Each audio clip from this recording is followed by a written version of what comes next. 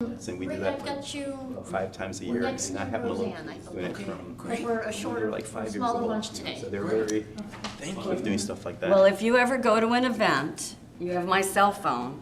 You can call me and say if they have extra food, we can go pick it up and bring it to the shelter. Okay, yeah, because we're Because they always throw sometimes- away a lot of food. Sometimes we have leftovers and we don't know what to do with it. Exactly. Yeah. Morning. I'll Morning. definitely give you a call You on had a good that. vacation? It was okay. I don't even. Morning. How you doing? I didn't. I think I missed the last one. Not even. Oh. That's the second time in 14 years. Oh. I've missed. You didn't miss much. And today is like, it's only crazy. And I'm gonna write it over there. Yes. Today? Yes. John, you look different. Hello. A lot better. How you doing? Good. Good Morning. morning. Give a call to each board member if you It is. Mr. Attorney, Yeah. So, I glad was, you found us. I want to sleep overnight at the homeless shelter. A little extra information. Thank you, thank you. And then I want to sleep overnight, and I'm having trouble getting my board members This to. doesn't really have much to do. Good morning, sir. But this is just a little background on the counseling center. Okay, thanks. I want to at least Background on the counseling. safe zone right at night, see what goes on there. Just trying to stay awake. Inside. I mean, I think we should know. Yeah, I saw that it said You know that pre-ballot processing. and I was like, have people transition into lifestyle. Oh, you already put it up? yeah, they have to send all And these. the I gave, Remember that day? because none of the municipalities They were sent everyone on Fox. Yeah, and there's like probably thousands of plaintiffs. You know? complied. Did you leave this yesterday, last week for They me? didn't have the money. Appreciate it. I didn't ask you to do it. No, I It was so didn't. simple, 100, I gave Okay. 150. but I will never bypass that again. Okay, yeah, so I checked this morning to see, and it was still there, so I Appreciate it. Just Just make it a regular thing. And that comes up to about 250, which helps run the shelter and the safe zone. Awesome. So it's really a passionate thing for me because, you know, That always makes a difference.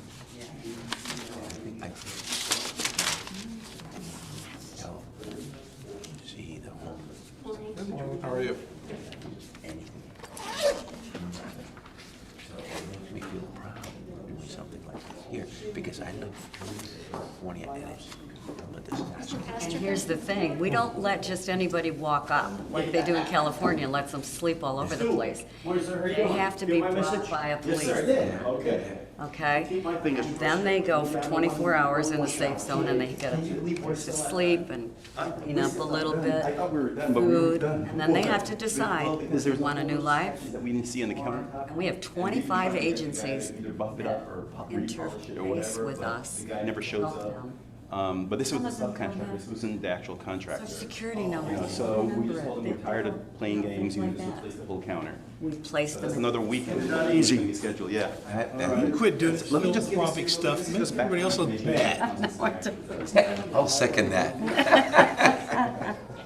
yes, Well, you should hear my board when I say to the mayor of Daytona, you know, he's the chair. I said, Well, that's why I was Garrett, concerned that we were. come on, you guys, you gonna sleep with me? All hands go like I've this. been turned down by the best, by the best of you. So funny. How you doing, Hey, Joe? Tony. How you doing? Hey, Tony. Good, good. How you doing? Good, honey. How are You're doing Part of the good? big show this morning, huh? Big show, we got a big one. There's a line outside to come in. There's a line outside, inside to go out. I don't bet. so is he coming? I thought I saw Chuck in a driveway out there. Yeah. No, Chuck's away. Yeah, he said he was going July, he was going to be out of town. They were going up to Massachusetts. Oh, good Lord. Yeah, that's what he said. You said good Lord or when? I like that. Did you get one of these? Yes. Yeah, thank you, Chuck. Yeah. So, yeah, woke up, we couldn't look out around a little before 7. Look out the picture windows, like, you know, come over. In the audience, so it's okay. So much humidity on the windows. Is it? Well, you're in 4, aren't you? I'm in 4. I could tell you a few things that are not happy here. Some of the things that go on to do with. Same here. You go to St. Paul's? No, when I do go, Yeah, I don't go every day. it's the Lord's. What's going on? Our Lady of Lourdes. Do you ever, Channel 5 on Sunday at 8 o'clock? Catholic Mass? And I go right along with it. Linda, bring you somebody he likes. Father That's Phil. what I heard a grapevine. Oh, yeah, so do I. Father Phil. Is it, I guess in the convent too, City Hall. Jerry, are we ready? Structural guy and Ma'am. talk about all things in the town, in the city. Okay. Good morning, everybody. Call to order the meeting. July 12th, Planning and Zoning Board meeting. Good morning, everybody. Is there anyone in the audience that would like to speak on anything that is not on the agenda? Okay, moving right along. Do I hear? Oh, I thought Fred had his hand. No, that is not. Do I hear a motion to approve the Planning and Zoning minutes of June 14th, 2021? I'll make the motion to go ahead and I will second it. All in favor? Aye. Good morning. This is a quasi-judicial hearing. The discussion item is ordinance 2021-07, permitting counseling services as an accessory use to churches in the P public quasi-public zoning district. Stuart? Good morning. I'm going to read it into the record first. Sure. Ordinance 2021-07, an ordinance of the City of Daytona Beach, Florida, Florida, relating to counseling services, amending the Municipal Code of Ordinances, Land Development Code, amending Appendix T, amending Chapter 14 entitled Zoning Regulations by amending Section 14-26 entitled P Public Quasi District to permit counseling services as an accessory use to churches, providing for enforcement and penalties, providing for a savings provision, providing for codification, providing for conflicting ordinances, providing for severability, and providing for an effective date. Good morning, Madam Mayor, board members. So as the city attorney just read, this is ordinance 2021-07, which amends the P public quasi-public zoning district to allow counseling services as an accessory use to churches. And this is fairly simple. In terms of the background, real quickly, as you can see in your staff report, board members, the origin of this amendment, which is a staff-initiated or city-initiated amendment, came from a conversation with Westminster by the Sea Presbyterian Church, in which they offer a range of different services to their members. But in terms of services to non-parishioners, they have been working with the Presbyterian Counseling Services for some time now, and they wanted to offer that service on site at the property. And in order for that to occur, the city had to amend, or the city has to amend Section 14-26, of the city's Land Development Code to allow that as an accessory use. So churches, as we know, board members, is already a permitted use by right. And accessory uses are associated with that, and those accessory uses are typically just for the parishioners, but when it comes to uses that are not considered accessories by the city's Land Development Code, we essentially had to amend the Land Development Code to permit this particular use. So let me just show you the language real quick. It's fairly simple. The section of the code that would actually be amended is 1426.2.1, which is permitted accessory uses. And this is the language that's highlighted here and underlined. It says, in the P public quasi-public district, counseling services shall be permitted as an accessory use to a church. All other permitted accessory uses shall be consistent with the definition of accessory uses pursuant to Section 2-2 of this code. So that is essentially the language there, and what this will do is this will allow the church, as you know, there's only 2 churches in the city of Daytona Beach Shores in the P zoning district, or in general. So the Drive-In Church and the Westminster by the Sea Church would be allowed to have some sort of a counseling services open to non-parishioners on their premises if they choose to. And as you know, we have Pastor Sumner here, and so and you, as you can see in your staff report, you'll also see an appendix, which is an attachment. Essentially, I think it was submitted to us on March 19 by Zan Engineering, in which they do indicate that they intend to have counseling services on the property at some point in time in the future with the Presbyterian Counseling Services. So this is a overview, an aerial view of the property. As you can see, it's the corner of La Paloma, Westminster, and South Peninsula Drive. I think everyone knows where the Westminster Church is. And the place or the facility on the property where these services would be offered is on the southeast corner, right here. And this is the proposed counseling services office. There is no other issue that staff has been able to identify in terms of whenever this ordinance is passed, in terms of actually having this facility be open and active to the community. Staff is recommending approval of this particular ordinance. I mean, as I mentioned earlier, this is a city-initiated ordinance. If there's any questions for me, I'll be happy to take those. I just gave you all a handout that was provided to me by the church earlier last month, I believe it was, that basically gives a quick background as to what the counseling services are and how that whole transition would go through. If there's any questions for me, I'll be happy to take those. I do have one. If I'm homeless and I go to the church and I'm not really a parishioner, would that attract homeless or whatever people? Maybe the father can tell me, do they take in people? Are they going to be? For counseling services? Counseling services. If I'm walking the streets and I feel like I see a sign that says counseling, are they going to be taking people from the street? Okay, that's a question I'll leave up to Pastor Sumner, but if there's any questions for staff, I'll be happy to take those before we have Pastor Sumner come Okay, up. thank you. Is there going to be signage? Yes, there's always signage associated with any business. So the church will have to apply, the counseling services will have to apply for a business tax receipt. My understanding is that they've already acquired the application for that and they're in the process of completing that. And whenever that is done and they're legally established open, you know, obviously they can have signage on the property. There's no additional parking. So they do have to provide additional parking, but as we probably know, there is more than ample parking on the facility, Yeah, I was just, on the property. it's right next to a residential area. I was thinking, the signage and additional parking might not be too kind to the neighborhood. Correct, and all that is regulated by the city's land development code to consider residential neighborhoods and whatnot. So in other words, you're not going to see a pole sign out there, and you're not going to see 100 to 100 ratio signage on the building. You'll see the appropriate wall signage, which is basically 1 square foot for every linear foot of frontage, just like every other business. Thank you. Thanks, Stuart. So I'm Pastor Jeff Sumner. I've been part of the counseling center for 35 years.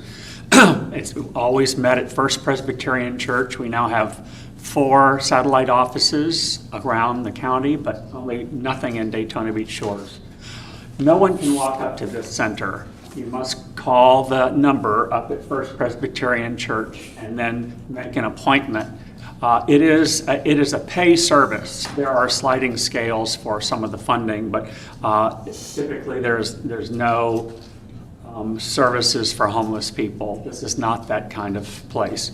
Typically, you're going to have 1 counselor or 2 counselors in the meeting rooms holding sessions. It's not going to be a steady stream of people. It's an auxiliary office with the appointments made at the main office. Thank you, Father. Thank you. Pastor, one question. Is this, can I ask you, are you receiving a grant for this or to provide these services? We have a man who was on the board and an elder in the church for years, and he left a bequest to see that this could take place virtually, well, for a long time. I don't know that it will be in perpetuity. We're going to see how this relationship works. So that is funding the services. We draw money out of our church account to allow them to be there, and it's we've been supporting them to the tune of $10,000 a year anyway. If we have to, it would be an in-kind gift, but for now, we have plenty of money to allow this to occur, and we think it's a wonderful gift to the community. Thank you. Sir.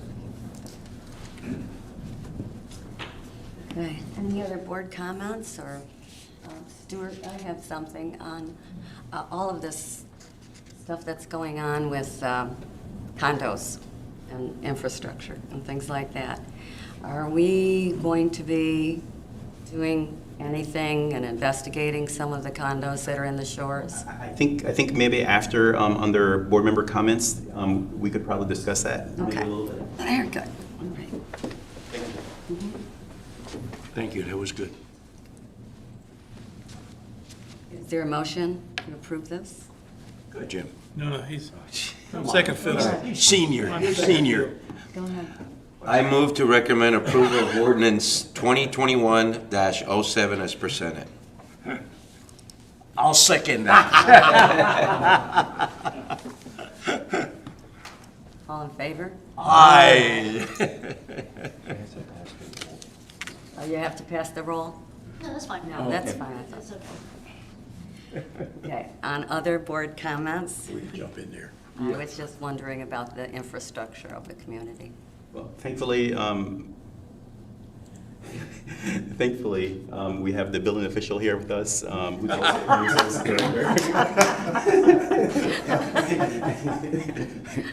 you don't mind, would you repeat the question as far as what? Well, after everything that's happened in South Florida, a lot of people who live in condos are now very concerned about the structure of the buildings, et cetera, if they're older. And I was wondering, and I know that there's a fund that has been used, not by us, you know, condo people put in their maintenance fee, and then it goes to the government, and then the government has been using it for other things, instead of helping us decide whether structures are correct. So I'm going to be getting more involved in that, and I think that that needs to happen. I had Rick Scott's office at my office the other day, and the governor, et cetera, and I asked him the same questions. And a lot of the money has been used for other things, so I'm just wondering how you guys are going to be able to handle that, or if you have any thoughts on that. Well, I do, thank you. I do have thoughts on it. You know, and I don't think this is, I mean, there may be a portion of this that's a problem for condominiums, but I think this is an older type structure and potentially could end up have been, you know, attributed to lack of maintenance. But I think the biggest thing in my mind is that we allow them to do whatever type of forensic investigations until they can determine, you know, what the actual, you know, cause or the combination of causes that led to this, you know, catastrophic collapse. I mean, I don't know, and I do think, you know, when they get to the root of what happened, if it was a geotechnical anomaly, you know, I feel like as a building official, you know, and seeing what I've seen with high-rise construction for all these years, that something happened subsurface pretty low, I think, you know, and I think maybe it was a combination of things that led to the perfect storm, the condominium or the hotel that was built next door, and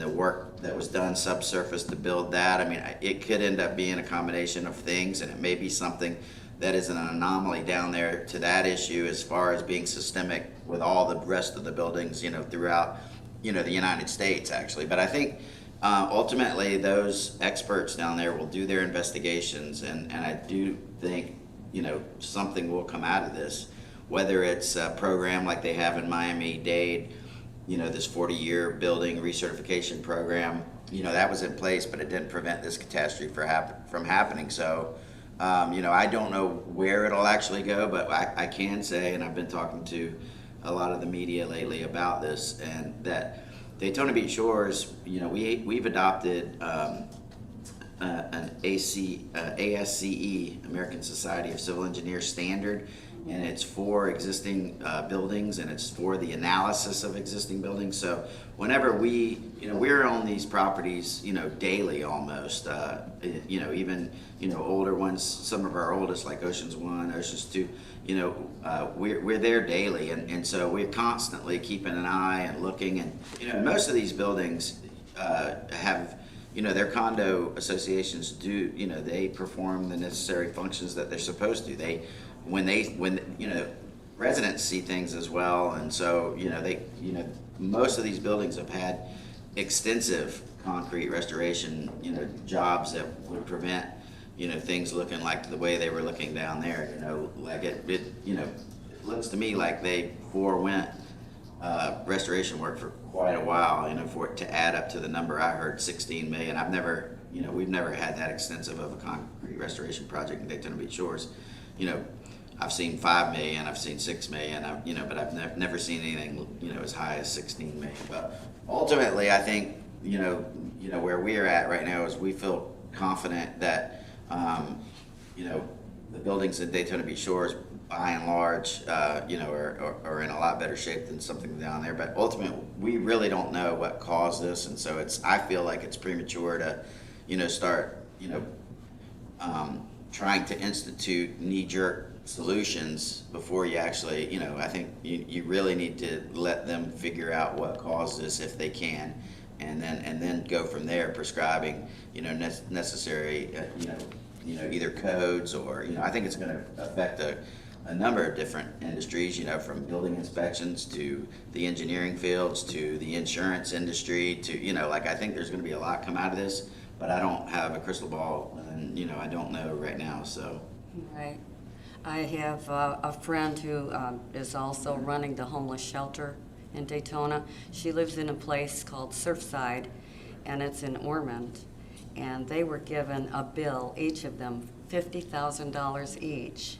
So my heart and my goal is we spend a whole lot of money on maintenance fees for condos. It goes into the reserves, and then we give the money.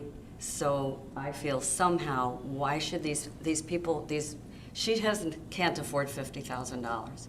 Each unit has a $50,000 fee that they have to pay for $4.3 million in structural. So something has to happen. I just wanted to bring that to a point. Can I make just one point? I live in Cloverleaf North, number 4.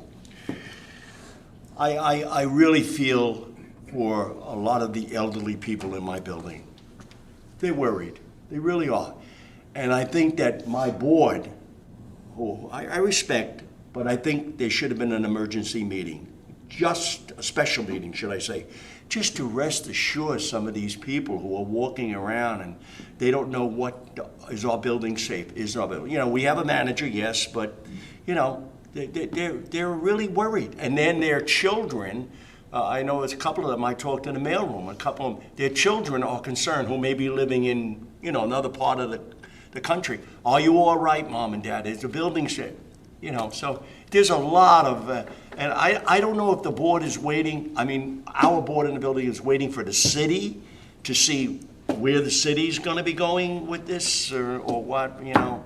I mean, we had some structural work in our garage done 2 years ago, you know, because they found rebar coming through and things like that. So, you know, we just hope that it was all done good and it's safe and, you know. That's about it. And I like you bringing that out, Rosa. Very good to bring this out. I have a question. Sure. Fred, bring me up to speed on Treasure Island. Oh, jeez. I pass that dang thing every day, at least twice, and it's right at the front of coming into the city, and it's really an eyesore for 17 years. All right, well, as you know, probably 8 years ago, 7 years ago, the council entered into a development agreement with the owners at that time of the property. And, you know, their goal was to, find a developer to redevelop the property. And unfortunately, that hasn't come to fruition. We've, had previous owners did concrete restoration and we're doing some minimum things to move, to at least safe up the building and to keep it from completely deteriorating. This group that now own the property, they have failed to do some of the things that the city's wanted them to do. So we've recently issued a order of condemnation and put them on notice, and there's going to be an August 18th special magistrate hearing where the city's going to be trying to get the magistrate to agree with us that the building needs to be condemned and demolished. And then we can demolish it. There's going to be a hearing, and we'll have to present our case, they present their case, and it's. Where is that and when is that? They'll be here August 18th Okay. at 9, what time? 10 o'clock. 10 o'clock. I'll volunteer to help. Okay, any Thank other? you. Thank you. Any other board comments? Stand adjourned. Thank you. You know, I gotta go take